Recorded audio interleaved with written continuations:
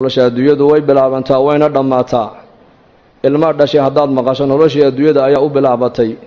hebel u dhintay haddaad maqashana noloshii adduunyada ayaa ka dhammaatay. aakhiraduna way bilaabantaay iyadu dhammaad ma leh. haddaad maqasho hebel u dhintay noloshii adduunyada ayaa ka dhammaatay. aakhiradii weynanka badnayd baana u bilaabantay. hebel baa go-ay inaku markaan maqallo markaaba waxaa la isweydiiyaa daday adduunye muxuu ka tegey.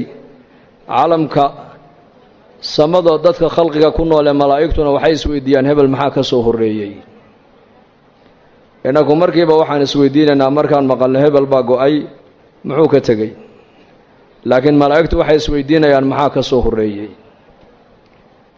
nebigeennu calayhi salaatu wasalaam waa kay noo sheegee lahaa meydka marka la qaadaayo buu nebigu dhee degta la saarto ee nacashka la saaro naftaa la sii waday hadday ahayd naf wanaagsan oo ilaahay taqaana oo adduunka dusheeda ilaahay amarkiisa qaadatay hadday ahaydna waxay leedahay anu wan liibaanay horay ii geeya bay leedahay qabrigayga horay ii dhiga.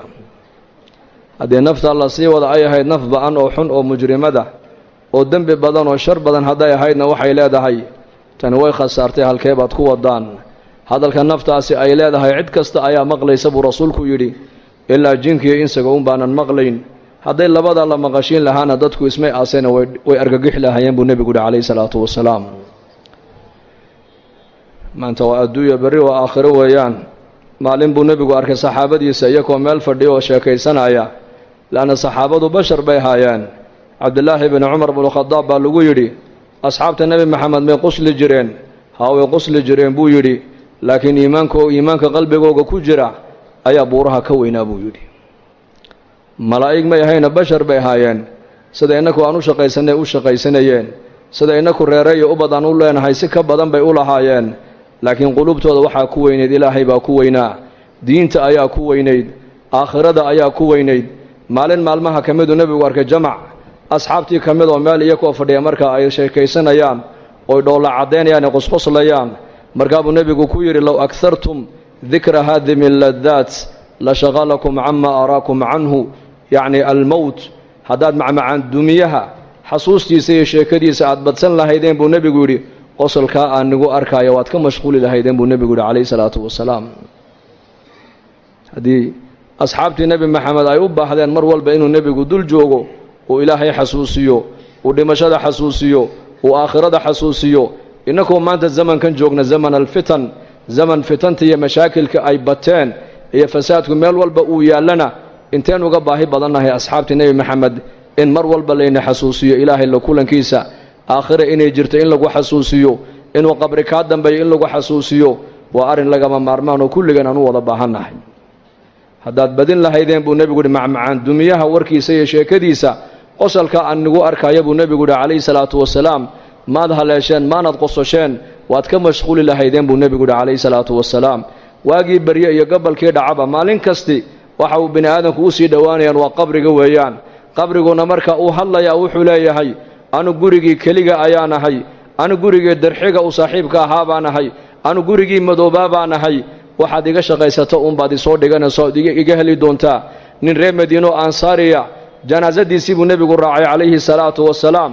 markii qabrigii la geliyey iilka la duldhigay ayuu nebigu saxaabadiisii ku yidhi istakfiruu liakhiikum wasaluu lahu tahbiit fainahu al'aana yus'al buu nebigu yidhi calayhi salaatu wasalaam.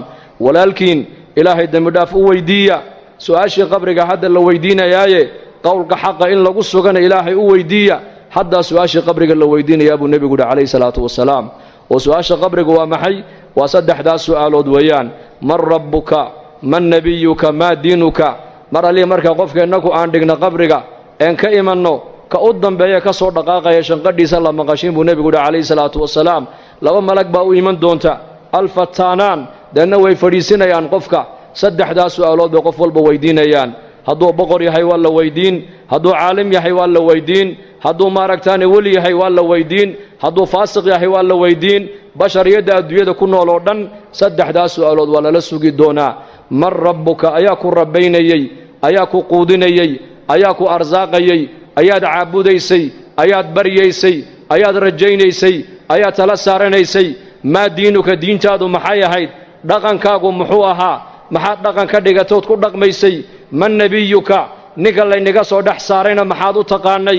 marka qofkii muuminka adduunyada dusheeda ilaahay garanayay ee iimaanka qabay ilaahay baa yuthabbitu Allahu alladhina aamanuu bilqawli athaabiti fi alxayaati addunya wa fi alaakhirah wa yawma yaquumu alashhaad ilaahay tabaaraka wa tacaala qofka muuminka iimaanka qaba saddexdaas su'aalood ee qabriga qof walba lagu weydiinayo ilaahay baa qofka muuminka ku sigi doona oo ilaahay baa jawaabta haleeshiin doona walaalayaal ilaahayna haynagu sugo allahna inoo dhib yareeyo saddexdaas su'aalood baan qof kasta la weydiin doonaa marka muuminkii adduunyada dusheeda ilaahay kaga baqayay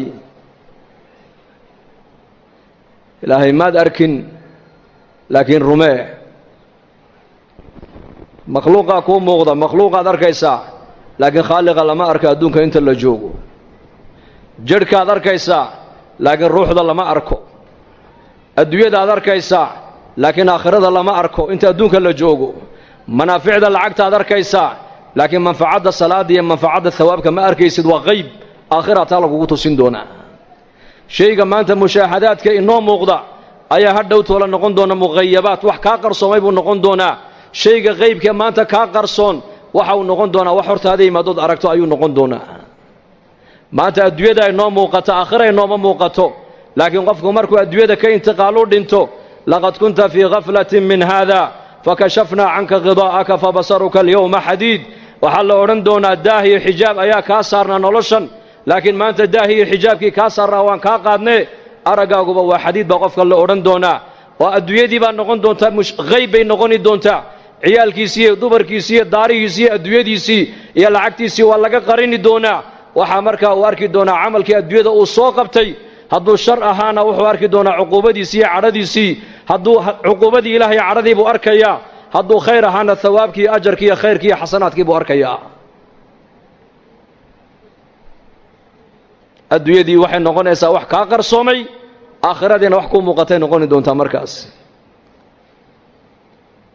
marka ilaahay tabaaraka wa tacaala adduunka inta aan joogno lama arki karaayo laakiin aayaadkii ilaahay baa la arkayaa wa min aayaatihi alleylu waannahaar habeenku waa aayad weeyaan aayad waa maxay macnaheegu waa calaamo ilaahay jiritaankiisa lagu garanayo maalintu waa calaamo ilaahay jiritaankiisa lagu garanayo guga iyo jilaalku waa calaamo ilaahay jiritaankiisa lagu garanayo noloshiyo geeridu waa calaamo ilaahay jiritaankiisa lagu garanayo lab iyo dhidigu waa calaamo jiritaanka ilaahay lagu garanayo faqriga iyo qinadu waa calaamo ilaahay lagu garanayo jiritaankiisa caalamkan siduu u socdo waxaad ka dhex arkaysaa in ilaahay nidaamkiisu caalamka uu shaqaynayo laakiin nidaamka ilaahay caalamkan uu ku maamulayo waa nidaam qayba waa laynaga qariyey ma arki karayno sida ruuxda jidhka ku jirta ishaadu aysan u arki karaynin gacanta dhaqdhaqaaqeegaad arkaysaa dhegta maqalkeegaad arkaysaa lugta socodkeegaad arkaysaa madaxa dhaqaaqiisa aad arkaysaa laakiin ruuxda bini aadamku ma arki karaan laakiin gaal iyo islaam halka markuu qof ka dhinto intuba qofkaa ka dhintay way u ooyaan haddaad tidhahda maxaad la ooyey waa kan qofkii gacan kama gu'in lugna kama gu'in dheg lagama goosan oo dhan yahay jidhkiisii oo dhan uu dhan yahay maxaad la ooyey haddii la yidhaahdana kulligood waxay leeyihiin shaygii qiimaha lahaabaa meesha ka baxay shayga qiimaha le waa maxay waa ruuxdii oo ruuxda maad aragtay may si aad u garanaysaa qalbiga ayaa garanaya alqalbu yudriku alxaqaa'iq bay yidhahdeen culammadu qalbiga ayaa xaqiiqada soo taabanaya shaygii qiimaha lahaa waa ruuxda weeyaan ruuxdu waa qayb waa lagaa qariyey ma arki karaysid laakiin inay jirto waxaad ku garanaysaa xarakaat alacdaa caalamkan aad arkayso dhan waxa weeyaan waa kaljasad weeyaan